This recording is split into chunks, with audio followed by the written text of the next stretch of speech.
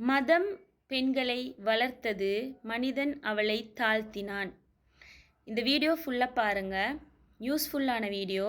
பெண்களுக்கு, ஆண்களுக்கு எல்லாருக்கும் யூஸ்ஃபுல்லான வீடியோ.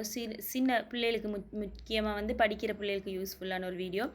இதில் வந்து பெண்கள் ஏன் கல்வி கற்க வேண்டும், பெண் கல்வியோட முக்கியத்துவம் என்ன, அதோடு வந்து சில ஆண்களுக்கு கருத்திக்குமே பெண் கல்வி கற்றா திமிரு பிடிச்சிருவா, பெண் கல்வி கற்றா வந்து சமூகம் கெட்டு பெய்த்திடும் என்ற மாதிரி எண்ணம் உள்ளவங்களுக்கு எல்லாம் ஒரு தெளிவான விளக்க உரை வழங்கப்படுற ஒரு சின்ன வீடியோ தான் இது. 10 நிமிஷத்துள்ளுக்கு என்னால் சொல்ல முடிஞ்ச நல்ல கருத்துக்கள் நிறைய சொல்கிறேன். உங்களோட தாராளமாக உங்கள் கருத்துக்களை தெரிவிக்கலாம். கமெண்ட்ஸில் வந்து கருத்துக்கு வந்து இந்த இது எத்தனை கமெண்ட் செக்ஷன் ஆன் வைக்கிறேன். கருத்துக்களை தாராளமாக தெரிவிங்க. சும்மா விமர்சனங்கள் தான், விமர்சன கருத்துக்கள், நல்ல விமர்சன கருத்துக்கள், இப்படி இருக்கா இல்லையா அந்த மாதிரி நல்ல விமர்சன கருத்துக்கள் தெரிவிக்கிறது நல்ல ஒழிய நான் தான் சரி என்று நினச்சிக்கொண்டு நீ நரகத்துக்கு பெய்த்திடுவாய், நீ அப்படி ஆவிடுவாய், நீ இப்படி ஆவிடுவாயின்னு வராதிங்க யாரும். அந்த ஒரு இது கமெண்ட்டும் போட்டிருந்துச்சு, செருப்பால் அப்படின்ட்டு. நான் வந்து அதுக்கு கீழே ரிப்ளை போட்டேன், உங்கள் நடத்தை உங்கள் தாயின் வளர்ப்பை பிரதிபலிக்கிறது என்று சொல்லி. சரித்தானே, நாங்கள் எப்படி நடந்து கொள்கிறோமோ அது எங்களோட உமா அப்பா எங்களை வளர்த்த விதம் என்றதை நாங்கள் வெளியேக்கி காட்டுறோம். அடுத்தது எங்களோட தகுதி என்ன, அந்தஸ்து என்னன்றதை நாங்கள் வெளியே காட்டுறோம். நாங்கள் தூசணம் பேசினா எங்களோட தகுதி அதுதான். நாங்கள் வந்து அன்பை பாசமாக மரியாதையாக மனித நேயத்தோடு பேசினா எங்களோட தகுதி மேலே இருக்கின்றது அர்த்தம். அப்போ யாரையும் விமர்சிக்க முதுக்கு நாங்கள் யோசிக்க வேணும் எங்களோட குறைகள் என்னன்றதுனா. அதனால் வந்து யாருக்கும் விமர்சிக்க தேவையில்லை. இப்போ நான் போடுற இந்த வீடியோ வந்து மதம் பெண்களை வளர்த்தது, மனிதன் அவளை தாழ்த்தினான் என்றிருக்கு. இது வந்து ஒரு மதம் சார்பானது இல்லை, இது எல்லா மதமும் சார்பான ஒரு வீடியோ. எல்லா மதத்துலேயுமே பெண்கள் வந்து கல்வியை கற்கணும் என்றது தான் சொல்லியிருக்கேன். எல்லா மதத்துலேயும் வந்து பெண்கள் கல்வி கற்கணும். அதாவது நான் ஒவ்வொன்றா சொல்கிறேன். உதாரணமாக வந்து ஷோர்ட்டாக இப்போ இஸ்லாத்தில் வந்து ஃபஸ்ட் வசனமே, குர்ஆன் ஃபஸ்ட் வசனமே இக்ரா, ஓதுவீராக, படிப்பீராக, கற்பீராகன்றது தான் கருத்து. ஆண்கள் மட்டுமே எங்கேயும் இல்லை. அதனால் பெண்களுக்கு கட்டாயம் கல்வி, கட்டாயம் பெண்கள் படிக்கணும். சரியா, ஃபஸ்ட்டுக்கு எல்லாம் சொல்லிடுறேன் ஏன் இதில் இப்படி சொல்லப்பட்டீங்கன்னா, அதுக்கப்புறம் ஏன் படிக்கணும்னு சொல்கிறேன். அடுத்தது வந்து இப்னு மாஜாவில் சொல்லப்படுற ஒரு ஹதீஸில் இருக்குது வந்து கல்வி கற்பது வந்து மனிதர்களுக்குரிய கட்டாய கடமைன்னு சொல்லி, ஆணுக்குரிய பெண்ணுக்குரியன்னு சொல்லியில்லை. அதனால் ஆண் பெண் தானே மனிதர்கள், ஆண் மட்டும் மனிதன், பெண் வந்து வேறொரு ஜாதி இல்லையே. அதனால் பெண்களுக்கு கல்வி கட்டாயம். சரியா, அதோட இந்து மதத்தில் வந்து கார்கி மைத்ரேயி போன்ற பெண்கள் வந்து வேதங்களை, சாஸ்திரங்களை, தத்துவங்கள் எல்லாம் படிச்சிக்கிறாங்கன்னு சொல்லி இருக்கி.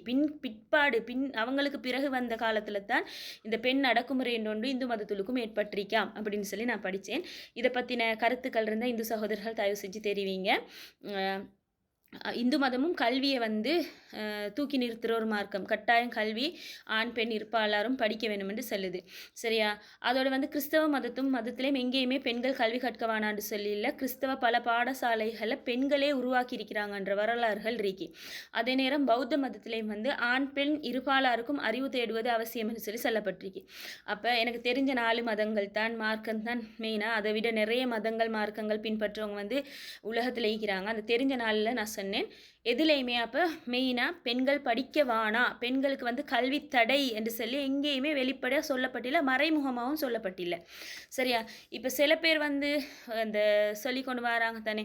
இப்போ நான் பேசுகிற சில வீடியோக்களுக்கே சில பேர் போட்டிருந்தாங்க வந்து பொம்பளையிலெல்லாம் ரோட்டுக்கு இறங்கிட்டாங்க, மறுமை நாள் கிட்டே ஆகிட்டுன்னு சொல்லி. பொம்பளையில் ரோட்டுக்கு இறங்கினது இப்போ இல்லை, சஹாபாக்கள் கூட வீதியில் இது செஞ்சுக்கிறாங்க, என்னது வீதியில் வந்து சந்தையில் வந்து வியாபாரம் செஞ்சுக்கிறாங்க சஹாபா பெண்கள். இப்போ பொம்பளையில் ரோட்டுக்கு இறங்கி நன்றி இல்லை. இப்போ இது ரோடு இல்லை, சோசியல் மீடியான்றது ரோடு இல்லை. ரோட்டுக்கு இறங்கி ஆடுறதுக்கும் வந்து நல்ல விஷயம் சமூகத்துக்கு எத்தி வைக்கிறதுக்கும் சொல்கிறதுக்கும் வந்து வித்தியாசம் இருக்குது. அது கூட தெரியாத அந்த நாலேஜ் கூட இல்லாதவங்க வந்து இனி அப்படித்தான் கமெண்ட் பண்ணுவாங்க. அதை நான் இங்கே சொல்லிக்கொள்ள வேண்டும் என்னன்னு சொன்னால், மறுமை வாரத்துக்கும் பெண்கள் கல்வி கற்கிறதுக்கும் எந்த இதுவும் இல்லை. சும்மா பொய்க்கு இல்லாததை சொல்லி பொம்பளை பிள்ளைகள் படிக்கிறதுல மண்ணள்ளி போட வேணாம். சரியா, உங்களோட விட்டு பொம்பளை பிள்ளைய படிக்க வைக்க விருப்பம் இல்லாட்டி நீங்கள் வீட்டுக்கு அடைச்சி வச்சுக்கோங்க. சமூகத்தில் படிக்கிற பிள்ளைகள் எவ்வளவோ இருக்குது. இந்த நீங்கள் சொல்கிற இந்த கருத்து வந்து மக்கள் பார்த்தாங்கன்னு சொன்னால் பொம்பளைகள் வந்து படிக்க வைக்கப்படாது, மறுமை நாள் வந்துருமென்று பயந்து படிக்க வைக்க மாட்டாங்க. அந்த நபியவங்களோட காலத்துலேருந்து பெண்கள் படிச்சிக்கிறாங்க. கதிஜா நாயகி எவ்வளோ பெரிய ஒரு பிஸ்னஸ் உமன், அவங்க பெரிய ஒரு வியாபாரி, அவங்கக்கிட்ட வேலைக்கு பிஸ்னஸ் செய்ய போனவங்க தான் நபி ஸல்லல்லாஹு அலைஹி வஸல்லம் அவங்க. அப்போ நீங்கள்லாம் சும்மா அந்த இல்லாததை பொல்லாத உருவாக்குவான். அதுக்கு காரணங்களும் நான் சொல்கிறேன், ஏன் அப்படி நினைக்கிறாங்கன்ற. அப்போ பெண் கல்வி முக்கியத்துவத்தை நான் சொல்கிற நேரம், பெண்கள் ஏன் கல்வி கற்கணுமென்ற ஒரு 4-5 காரணம் இருக்கு. பெண் வந்து அப்போ தான் எது சரி எது தவறுன்றதை விளங்கி கொள்வா. தனக்குன்ற ஒரு சுவாதீனம், அதாவது வந்து தன் கல்வி கற்றாதான் அவக்குன்ற ஒரு வருமானம், அவக்குன்ற ஒரு இது இருக்கும். அதாவது ஒரு பெண்ணுக்கும் பெற்றோர்கள் இருப்பாங்க, ஒரு பெண்ணுக்கும் வந்து தேவைகள் இருக்கும். எல்லா தேவைகளையுமே கணவன் தான் நிறைவேற்றன்னு சொல்கிறது சரி. சரி, கணவன் எனக்கும் கணவன் இருக்கிறான், நிறைவேற்றுறாங்க. ஆனால் எங்களுக்குன்ற சில ஆசைகள் இருக்கும் தானே, எல்லா பெண்களுக்கும் இருக்கு. இப்போ நீங்கள் யோசிங்க, ஒரு பொம்பளையாக இருந்து இப்போ இதில் தொழில் செய்யாத பெண்கள் நிறைய பேர் பார்ப்பீங்க. சில நான் சொல்கிறது சரியா இல்லையான்னு நீங்கள் கமெண்ட் பண்ணுங்கள். உங்களுக்குன்னு சில ஆசைகள் இருக்கும். நான் எங்களோட உமா கிட்டேயும் கண்டிருக்கிறேன். என்னென்னு சொன்னால் சில ஆசைகள் இருக்கும், ஆனால் வாய் திறந்து கேட்கறதுக்கு இருக்க மாட்டாங்க. குடும்ப வருமானம் போதாமைக்கு இருக்கும். எல்லாத்தையுமே பாவமே, எல்லாத்தையுமே ஆண்கள் தானே செய்ய வேணும், வாப்பா தானே எல்லாத்தையும் செய்ய வேணும், இதை கேட்காம இருப்போம்னா அவங்களோட ஆசைகள் எல்லாம் அவங்க அடக்கி கொள்வாங்க. அவங்களோட ஆசைகள் எல்லாம், அவங்க ஆசைப்பட்ட ஒரு உடுப்பை வாங்குறது, அவங்க ஆசைப்பட்ட ஒரு பயணம் போகிறது, எல்லாத்தையுமே அவங்க கண்ட்ரோல் பண்ணிக்கொள்வாங்க, அடக்கி கொள்வாங்க. சரி, ஆசைகள் அடக்கி தான் வாழணும். இப்போ அதுக்கு அதை சொல்லி கொண்டு வருவீங்க, ஆசைகள் அடக்கணும். ஆனால் எல்லாத்தையுமே அடக்கி வாழ்கிறது வாழ்க்கையே இல்லை. வாழ்க்கைன்றது தனக்கு விருப்பமான மாதிரி வாழ்கிறது. அதோட வந்து ஒரு தர்மம் செய்கிறதா இருந்தாலும், வீட்டுக்கு ஒரு ஹதியாக்கு ஒரு மனுஷன் வந்தாலும், வீட்டில் தொழில் செய்யாமிக்கிற பெண்கள் வந்து ஆண்களோட கையை எதிர்பார்க்க வேணும். அந்த நேரம் ஆண்கள் இல்லை வீட்டில்ன்னு சொன்னால் ஹதியாக்கு வர மனுஷனை கூட கையில் சல்லி இல்லாமல் திருப்பி அனுப்புகிற நேரங்கள், சந்தர்ப்பங்கள் அமைஞ்சிருக்கும். சரியா, எல்லாருமே பொட்டியில் அடுக்கி வச்சுக்கொண்டிக்கிறல்லே சல்லி வீட்டில் ஒரு தொழில் செஞ்ச ஒரு பெண் கிட்ட என்னமாலும் ஒரு இருக்கும் வருமானம். அந்த காலத்தில் கூட கைத்தொழில்கள் எல்லாம் செஞ்சுக்கிறாங்க பெண்கள். அப்போ பெண்கள் வந்து கல்வி கற்றாத்தான் ஒரு கைத்தொழில் செய்யவோ, ஒரு தொழில் செய்யவோ, எது சரி எது பிழைன்னு தெரிஞ்சு கொள்ளவோ, தன்னை தானே பாதுகாத்து கொள்ள. அதாவது நிறைய பெண்கள் வந்து வன்முறைக்கு ஆளாகிறாங்க, சீரழிவுகளுக்கு ஆளாகிறாங்க. காரணம் வந்து அறிவு இல்லாமல். இப்போ பாருங்கள், ஒரு கோடீஸ்வரனை தான் கல்யாணம் முடிச்சனுங்களே, சரி கணவனுக்கு தான் எல்லாம் கடமைண்டு நீங்கள் உங்களோட பிள்ளைய படிக்க வைக்காமல் பொம்பளை பிள்ளைய அப்படியே வீட்டில் வளர்த்துட்டீங்க. அதுக்கு ஒருமையாக அறிவே இல்லை, அப்படி நீங்கள் கொடுத்துட்டீங்க. நல்ல ஒரு பணக்காரன் அவன் மவுத்தா போய்த்தான், இறந்துட்டான். சரியா, மற்ற விஷயங்கள் விடுவோமே, அவங்க சண்டை பிடிக்கிறாங்க, அவங்க விவாகரத்து செய்கிறாங்க, அவங்க இதாகிறாங்க, அதெல்லாம் வேணாம். இறைவன் நாடி வந்து உயிர் பெய்த்துட்டுனுங்களே, உயிர் போனால் அடுத்த நிலைமை அந்த பிள்ளையோட என்ன ஆகுறது? என்ன ஆகுற அந்த பிள்ளையோட நிலைமை? சல்லி பணம் எந்த நாளும் இருக்காது, கற்ற கல்வி வந்து எந்த நாளும் இருக்கும். அப்போ தன்னைத்தானே காப்பாற்றிக்கொள்ள வந்து ஒரு பெண்ணுக்கு கட்டாயம் கல்வி அறிவு தேவை. அதோட வந்து ஏன் பெண்கள் படிக்கப்படாத இந்த சில பேர் பிரச்சாரம் செஞ்சுட்டு தெரியுறாங்க. சில பேர் வந்து மார்க்கத்தில் சொல்லப்பட எந்த ஒரு மதமுமே பொம்பளை புள்ள படிக்க வேணான்னு சொல்லிடல. அப்போ ஏன் இந்த மதம் என்று சொல்லிக்கொண்டு சில மதவாதிகள் ஏன் வந்து பெண்கள் படிக்கப்படாது சொல்லிக்கொண்டு திரியிறாங்க என்றா அதுக்கு 4 காரணம் இருக்கு. ஒன்று வந்து பெண் படிச்சுட்டா வந்து தன்னை விட ஆண்களை அடக்கிடுவாங்கன்ற ஒரு பயம் சில ஆண்களுக்கு, எல்லா ஆண்களுக்கும் இல்லை. நல்ல முதுகெலும்புள்ள நல்ல ஆண்கள் வந்து பெண்களை படிக்க வைப்பாங்க. இப்போ நான் எனக்கு பிள்ளைகளும் இருந்து கூட நான் இன்னும் படிச்சு கொண்டிருக்கிறேன்னு சொன்னால் அல்ஹம்துலில்லாஹ் என் கணவர் வந்து அதுக்கு சப்போர்ட் பண்ணுறாருன்றது அர்த்தம்.